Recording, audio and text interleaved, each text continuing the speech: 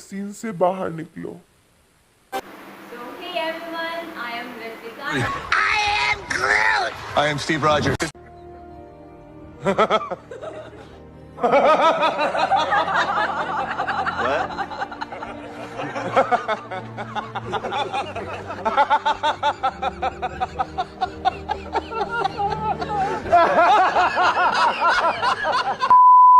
So moving on to the topic कि ये first video मेरे फेस्टिवल के साथ किस चीज़ के बारे में है। So ये वीडियो है आपके पोर्ट्रेट के बारे में, बिगनर्स कोर्स है। ऑफ कोर्स तो मैंने बहुत ज़्यादा लेयरिंग या बहुत ज़्यादा डिटेल्स नहीं डाले हुए, बस बिगनर्स के लिए जैसे आप पोर्ट्रेट स्टार्ट करना चाहते हो, आप अर्न करना चाहते हो किसी चीज़ से, एंड पोर्ट्रेट बहुत ज़्यादा डिमांडिंग चीज़ है। एज कोई भी चाहता है तो अपने फेस के लिए बहुत ज़्यादा पॉजिटिव होता है वो। तो I know this will help, बहुत ज़्यादा डिटेल्स नहीं है, इजी है और सिंपल वे में है, और मैं रियलिस्टिक के लिए भी डाल चुकी हूँ, तो I hope that will help. अगर आपको थोड़ा और रियलिस्टिक में जाना होगा तो मैंने ऑलरेडी वीडियो डाली हुई है, उसे चेकआउट कर लीजिए। So let's move to the topic now, enjoy the video. और कोई क्वेरीज हो तो आप कमेंट कर सकते हैं। मेरे Instagram and FB handle already description box में मेंशन है। Don't forget to give this a thumbs up and subscribe करके बेटा इतना मेहनत करो तो थोड़ा सा लाइक और सब्सक्राइब करो तो क्या जाएगा। Okay so Find your way into this wonderland. Cross the maze, the dark, the innocent. तो मैंने यहाँ पर स्केच ऑलरेडी रेडी किया हुआ है। अगर आपको जानना हो कि मैं स्केच कैसे करती हूँ तो मैं एक्चुअली ग्रिड लाइंस यूज़ करती हूँ। ग्रिड लाइंस यूज़ करने का तरीका अगर आप लोगों को जानना होगा तो कमेंट कर दीजिएगा, मैं उस पर एक वीडियो बना दूँगी। तो स्टार्ट करते हैं टिप्स से कि कैसे पोर्ट्रेट स्टार्ट करें। मैंने यहाँ पर एक बहुत ज़्यादा वेरिएशन वाला पोर्ट्रेट नहीं चूज़ किया है क्योंकि ये बिगनर्स कोर्स है। एक लाइट और वेरिएंट फ्लैट टोनिंग में सब कुछ है। सो सबसे पहले आपको ये करना है कि टोनिंग डालते वक्त आपको ये ध्यान रखना है कि आप बेस कोट हल्का डालो। सबसे लाइटेस्ट टोन से स्टार्ट करके सबसे डार्केस्ट टोन पे जाओ, लेयरिंग करो, तो उससे आपका लुक ज़्यादा इन्हांस होगा। और डिटेल्स को मिस ना करो, भले ही दूर से देख के ऐसा लगे कि नहीं डिटेल्स नहीं दिखेंगे, बट स्टिल जैसे मैं अभी आईब्राउज में कर रही हूँ, मैं लेयर करते हुए कर रही हूँ। और जब आप लेयरिंग करो तो एक लेयर जब आप डालो तो सेकंड लेयर डालते वक्त उस लेयर को थोड़ा सा छोड़ दीजिएगा ताकि आपका वेरिएशन दिखे, वरना आप पूरा उसको फिल करते जाओगे तो वेरिएशन नहीं दिखता। और ये गलती मैंने काफ़ी लोगों को करते हुए देखा है, तो मैं आप लोगों को बता रही हूँ कि इस चीज़ को ध्यान रखिएगा। देन जो नेक्स्ट प्रॉब्लम लोग फेस करते हैं पोर्ट्रेट्स करते वक्त, वो ये कि वो पूरा आर्ट वर्क, आप दो तरह से आर्ट वर्क कर सकते हो। फर्स्टली आप पूरा आर्ट वर्क पर एक लाइट टोनिंग दे दो, सेकेंड लेयर पूरा कर दो, देन थर्ड लेयर पूरा कर दो, देन फोर्थ लेयर, चाहे जितने भी लेयर्स आप डाल रहे हो। और सेकेंड जो वे आप कर सकते हो वो ये है कि एक पोर्शन लो, उसको पूरा कंप्लीट करके फिर चलो।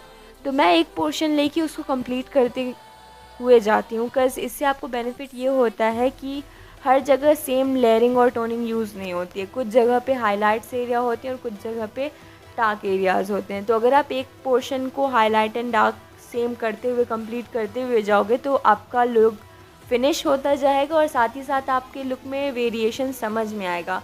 जैसे मैं आइज़ में कर रही हूँ तो मैं एक पोर्शन कंप्लीट करते हुए जा रही हूँ। आप चाहें तो जहाँ सबसे डार्कर एरिया है वहाँ सबसे डार्कर टोन भी डायरेक्ट यूज़ कर सकते हैं, बिकॉज़ उसके ऊपर लेयरिंग करना पागलपन होगा। एक और चीज़ जो आपको ध्यान देनी है इस चीज़ में कि आप चूज़ कर लो कि कहाँ से लाइट आ रही है। लाइटिंग चूज़ करने के बाद आपको ये चूज़ करना है दैट आप दो सेट बना लो लाइट एंड डार्क वेरिएशंस का। एक में सॉफ्ट टोन से लेकर मिड ग्रे तक या डार्क ग्रे तक टोन्स जाए, एक डार्क ग्रे से लेकर आपका जितना ज़्यादा ग्रेफाइट है उतना ज़्यादा तक। आप दो सेट ऑफ पेंसिल्स चूज़ कर लो कि हाँ ये लाइट एरियाज़ के लिए। मान लीजिए अगर आपको और एलाबोरेट करके मैं ये बताऊँ तो आपके पास 2B, 4B, 6B, 8B, 10B है, तो आप लाइट एरियाज़ के लिए 2B, 4B, 6B यूज़ कर सकते हैं। 6B सबसे डार्कर एरिया के लिए, जो लाइटिंग आ रही है जिस एरिया में उसके सबसे डार्केस्ट टोन के लिए भी आप 6B यूज़ करोगे। और देन आएगा शेडो एरिया।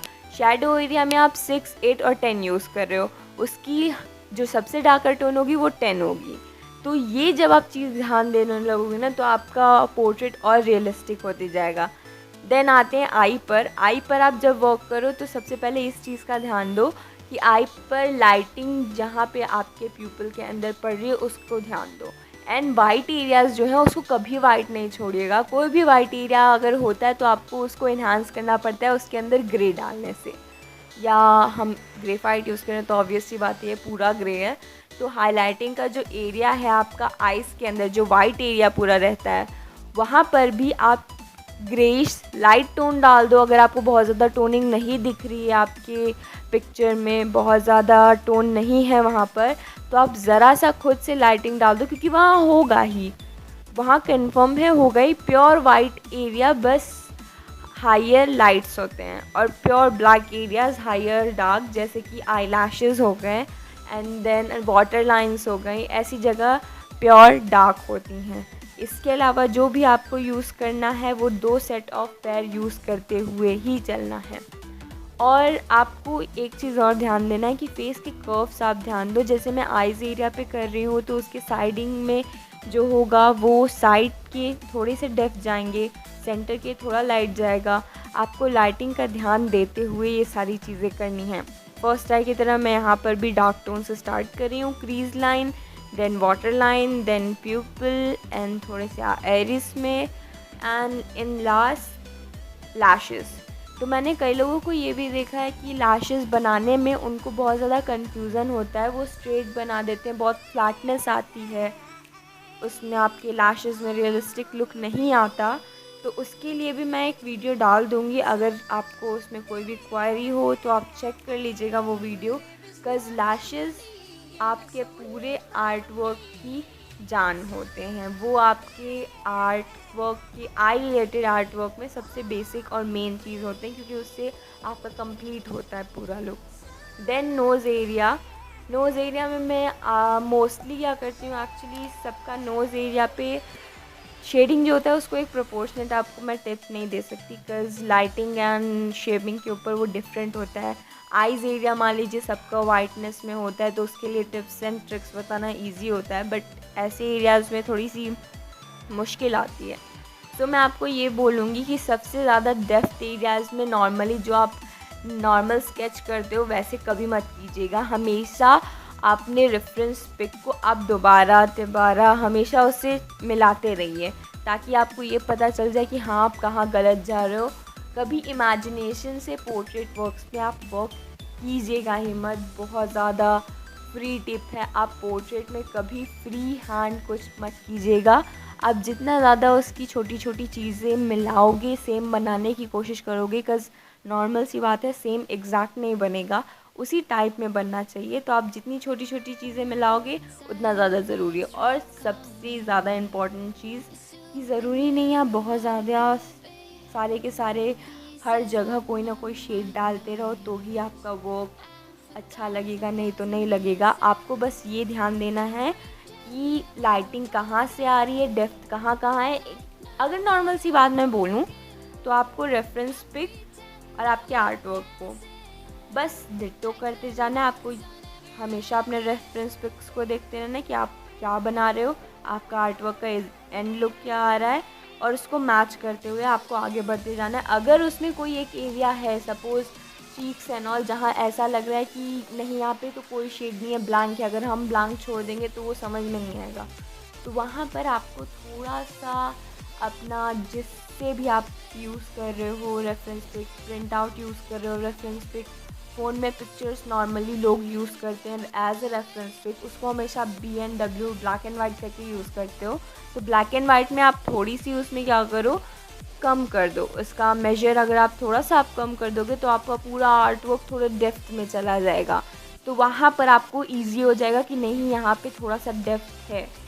तो ये मैं बस आपको तब सजेस्ट करूँगी जब आपका ऐसा सिचुएशन आ जाए कि नहीं ये तो एकदम ब्लैंक हो जाएगा, अगर मैंने ऐसा नहीं किया तो वो पूरा आर्ट वर्क ख़राब हो जाएगा। ये चीज़ बस उसी जगह फॉलो करनी है, नहीं तो फिर आप कंफ्यूज हो जाओगे कहाँ डार्क और कहाँ लाइट डालना है। हेयर में काफ़ी लोगों को प्रॉब्लम आते हुए मैंने देखी है, हेयर में भी सेम चीज़ आपको करनी है। आपको बस एक सेंटर ऑफ लाइट देखना है एंड देन साइड के areas. I hope this will help. Bye.